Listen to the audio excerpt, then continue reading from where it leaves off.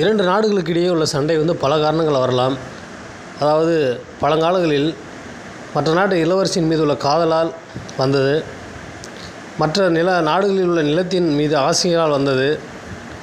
ஆனால் மிகவும் பழமையான ஒரு கோயிலினால் இரண்டு நாடுகள் அடித்துக் கொள்கிறது என்றால் அந்த சிவன் கோயில் தான் பிரிவிகார் அப்படிங்கிற கோயில் தான்.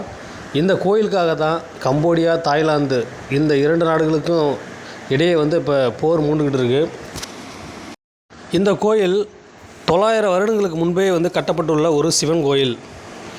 இந்த கோயிலுக்கு இப்போ 1962 சர்வதேச நீதிமன்றம் இந்த கோயில் வந்து கம்போடியாவுக்கு தான் சொந்தம் அப்படின்னு சொன்னது.